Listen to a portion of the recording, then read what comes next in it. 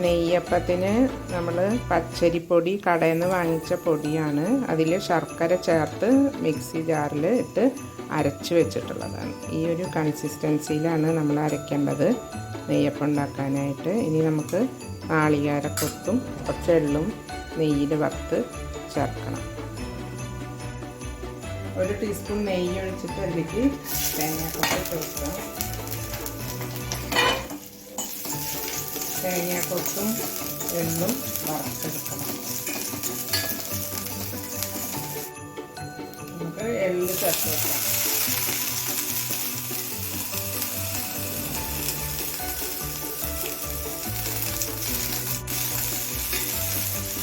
കൊത്തി വരുമ്പോൾ തീ ഓഫ് ചെയ്തിട്ട് തണുത്ത ശേഷം മാവിലേക്ക് ചേർത്ത് വെക്കും.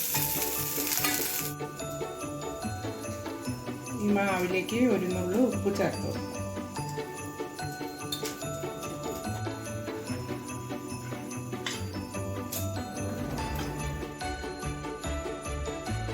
ഈ മാവിലേക്ക് 2 ടീസ്പൂൺ ഗോതമ്പ് മാവ് ചേർത്ത് കൊടുക്കണം.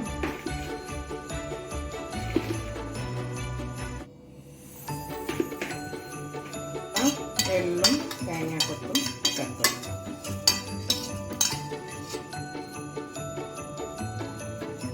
ഒരു 2 ഏലക്കായ തൊലി കളഞ്ഞ് പൊടിച്ച്.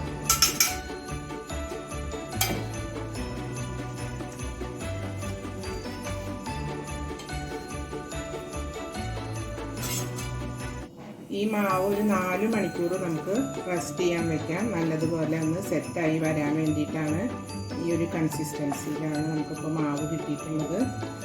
അതിനുശേഷം നമ്മൾ നെയ്യപ്പം ചുടാൻ പോണ സമയത്ത് 1 നുള്ള് സോഡാപ്പൊടി ചേർത്ത് കൊടുക്കാം. ഓപ്ഷണലാണ്, ആവശ്യമുണ്ടെങ്കിലും ചേർത്താൽ മതി. ചേർത്ത് കൊടുത്താൽ നല്ലതുപോലെ പൊന്തി വരും. ഇനി നമുക്കിത് റെസ്റ്റ് ചെയ്യാൻ വെക്കാം. 4 മണിക്കൂർ കഴിഞ്ഞ ശേഷം ഉണ്ടാക്കാം. 1 നുള്ള് അപ്പസോഡ ഇടാട്ട. 1 നുള്ള് മതി.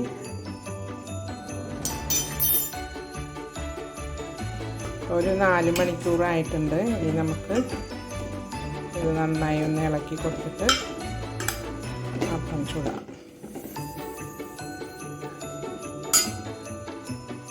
നമ്മൾ അടുപ്പത്ത് ചട്ടി വെച്ചിട്ട് വെളിച്ചെണ്ണ ഒഴിച്ച് കൊടുത്തിട്ടുണ്ട്. ഇനി അതിലേക്ക് ഒരു 2 ടീസ്പൂൺ നെയ്യും കൂടെ ചേർത്ത് കൊടുത്താൽ അപ്പത്തിനൊരു നല്ല ടേസ്റ്റ് ഉണ്ടാവും. നമുക്ക് 2 ടീസ്പൂൺ നെയ്യ് ചേർക്കാം.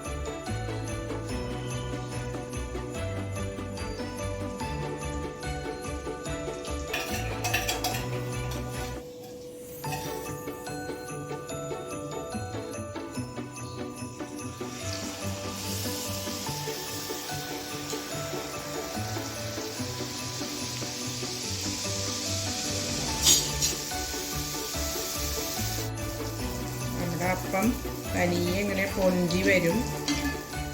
തീ കുറച്ച് വെച്ചിട്ട് ആദ്യം എണ്ണ നല്ലതുപോലെ ചൂടായിട്ട് പിന്നെ നമ്മൾ തീ കുറച്ച് വെച്ചിട്ട് വറുത്ത് കോരിയെടുക്കാം.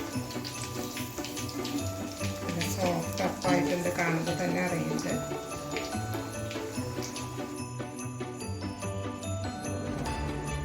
നമ്മുടെ നെയ്യപ്പം ഇവിടെ തയ്യാറായിട്ടുണ്ട്. വളരെ നല്ല സോഫ്റ്റ് ആയിട്ടുള്ള ടേസ്റ്റി ആയിട്ടുള്ള ഈസിയായി നമുക്ക് ചെയ്യാൻ പറ്റുന്ന നെയ്യപ്പം. പെട്ടെന്ന് ഇങ്ങനെ വളരെ സോഫ്റ്റ് ആയിട്ടുണ്ട്. നിങ്ങൾ ഇതുപോലെ ട്രൈ ചെയ്ത് നോക്കൂ. പെട്ടെന്ന് തന്നെ നമുക്ക് ഉണ്ടാക്കാം. കടയിൽ നിന്ന് വാങ്ങുന്ന പച്ചരിപ്പൊടിയാണ് ഞാൻ എടുത്തിട്ടുള്ളത്. നമുക്ക് ഇതുപോലെ തന്നെ ഉടനെ നല്ലൊരു വീഡിയോയുമായിട്ട് വരാം. എല്ലാവരും ഒന്ന് ചാനൽ സബ്സ്ക്രൈബ് ചെയ്തൊന്ന് സപ്പോർട്ട് ചെയ്യണം. ലൈക്ക്, ഷെയർ ചെയ്യൂ, കമൻറ്റ് ചെയ്യൂ. ഉടനെ തന്നെ നല്ലൊരു വീഡിയോയുമായിട്ട് വരാം. Thank you.